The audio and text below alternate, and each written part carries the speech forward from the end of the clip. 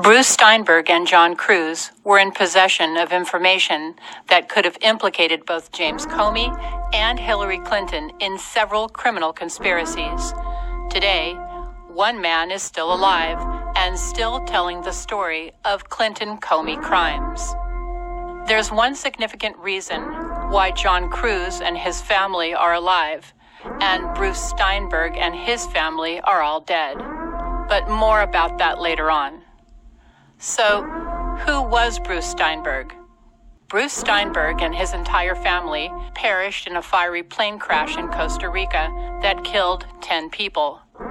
Bruce Steinberg was an executive at Bridgewater Associates, a company where former FBI Director James Comey also worked for 3 years as an executive. Bridgewater Associates is a $150 billion hedge fund founded by Ray Dalio that the New Yorker has labeled as the world's richest and strangest hedge fund. Ray Dalio was a key Clinton supporter and was staunchly opposed to Donald Trump. The Clintons were fighting rumors that they were involved in Bridgewater's nefarious activities along with James Comey. And now, the link between Bridgewater and the Clintons is dead, along with his entire family. This is reminiscent of so many other Clinton deals gone bad, like Whitewater, and the trail of bodies that follows a Clinton-inspired financial fiasco. Zero Hedge reported on yet another plane crash involving another small aircraft. In that crash, the Compass Group Chief Executive Officer Richard Cousins and 4 members of Cousins' family were killed in an event almost identical to the Steinberg family.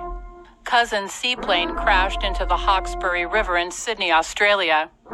Cousins' company, the Compass Group, built the Clinton Presidential Library in Little Rock, Arkansas.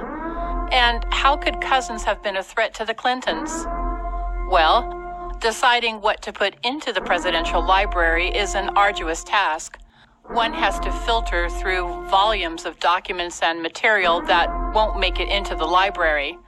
This task would have put Cousins in possession of some potentially damning information about the Clintons' criminal activities.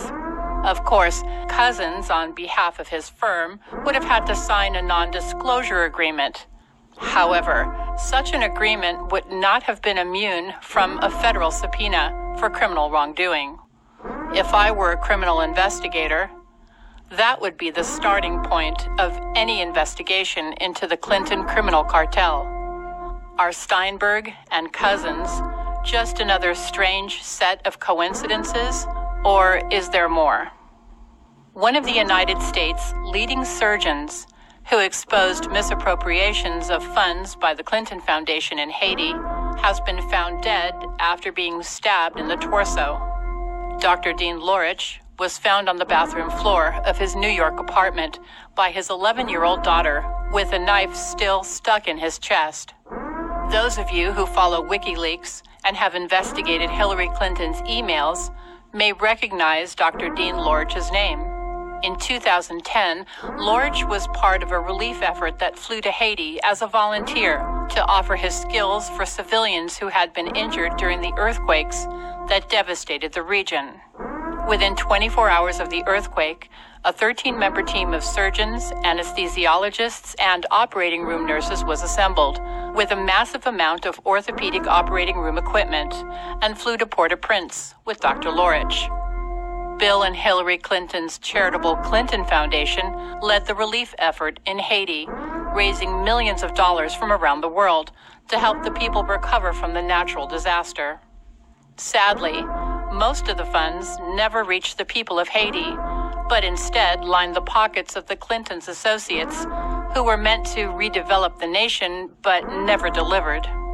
Dr. Lorich and his team were there to help save the limbs of those injured, which, without the proper medical treatment, would have meant amputation for a lot of people. Another man with damning criminal information about the Clinton cartel is dead, and this cannot be disguised as an accident. President Donald Trump, right now, is hot on the trail of Hillary Clinton. He reacted to the suspicious fire at her residence. Here is the president's tweet on that matter. Crooked Hillary Clinton's top aide, Uma Abedin, has been accused of disregarding basic security protocols. She put classified passwords into the hands of foreign agents. Remember sailors' pictures on a submarine? Jail. Deep State Justice Department must finally act, also on Comey and others. And then there's this tweet as the president is determined to force the Department of Justice to reopen the email investigation. Many people in our country are asking what the Justice Department is going to do about the fact that totally crooked Hillary, after receiving a subpoena from the United States Congress, deleted and acid-washed 33,000 emails. No justice. And now, we conveniently have a fire.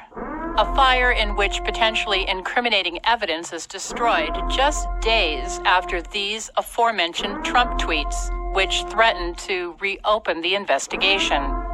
A Chappaqua Fire Department source confirmed fears that incriminating evidence against the Clintons has been destroyed, just days after a White House insider warned that Donald Trump was preparing to prosecute their crimes.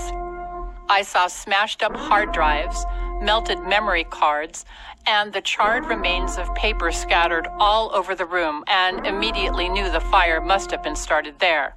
A Chappaqua Fire Department source told local news reporters.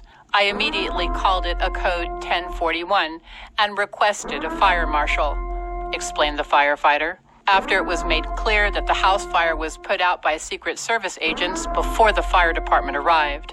Code 1041 is firefighters' code for a suspicious fire. So now, let's revisit the John Cruz allegations against Comey and the Clinton family cartel. They provide a global view of the extent of their criminal activity and the large scale in which this criminal activity is conducted. Cruz is an ordinary family man. He put himself through college and worked his way up the corporate ladder. He excelled at working with bank customers. He rose to the position of senior vice president of HSBC Bank. Everything was fine until he discovered that his bank was laundering drug money for the cartels and terrorists, and some of the money ended up in the hands of the elite, such as Hillary Clinton and the Clinton Foundation. And it's not just the laundering of the money that's critical, it's the matter of who was laundering the money. Cruz was fired from his job at HSBC Bank in New York for whistleblowing on the bank's illegal activities. His family was threatened, and yet he feels that everyone needs to know what goes on behind the scenes of a major bank. Cruz even reported the illegal money laundering to Homeland Security, but to no avail. He should be an American hero, but instead, he was chastised, employment was hard to find, and he lives in constant fear for his life. If it weren't for the tapes that he made and held back for leverage sake, he would already be dead as well. The Cruz tapes are the only reason that he's still alive, as opposed to the Steinberg and Cousins families, who were wiped out in a pair of fiery airplane crashes. Cruz discovered that massive amounts of drug cartel and terrorist money was being laundered through HSBC. Cruz investigated and found evidence of multiple money laundering operations. Cruz went to his bosses and reported what he found after he had conducted field operational investigations and found evidence of boiler room operations and fake business addresses. His bosses told him to get back to work and to forget what he had told them. The head of HSBC Security told him, "This is how we make our money, so forget what you think that you saw." Cruz also discovered that millions of Americans have had their identities stolen in order to create fake accounts opened up in their name all over the world in order to launder money. That means that both you and I have our collective names associated with the most dangerous cartel members and terrorists on the planet, and we don't even know it. If you run afoul of the former Obama-Clinton administration, this information could be used to falsely set you up. A work-related investigation could also turn up these anomalies. Every American should be outraged. And when you add that to the revelations that I'm about to read, the American people should be shutting down their government, storing their own food, water, gold, guns, and ammunition, and every American should be taking the bulk of their money out of the bank and investing it in precious metals. Civil disobedience should become the new national pastime if the perpetrators do not go to prison. So, who are they? Hillary Clinton, James Comey, Loretta Lynch, and Eric Holder. The former FBI director, James Comey, was into the corruption up to his ears, according to Cruz. Comey moved money through HSBC Bank to the Clinton Foundation when he was on the board of HSBC. Comey served on the board of directors at HSBC Bank during the time of the cover-up of the criminal activities. Comey is not the only senior federal government official implicated in the crimes of HSBC, either through participation or cover-up. I asked Cruz about Comey, and he was aware that Comey had been on the board of directors and was responsible for moving money. We now know that moving money means, in part, moving money to the Clinton Foundation, and then it was funneled into her presidential campaign. How many felonies do you count here? And are we surprised that Comey gave Clinton a free pass for her illegal emails? Comey should be in jail right next to Hillary. Cruz also stated that the Clinton emails undoubtedly deal with her involvement with HSBC and the connection to the Clinton Foundation. The Clinton Foundation is a total criminal enterprise. They may wear suits and ties and stand up to say the Pledge of Allegiance. However,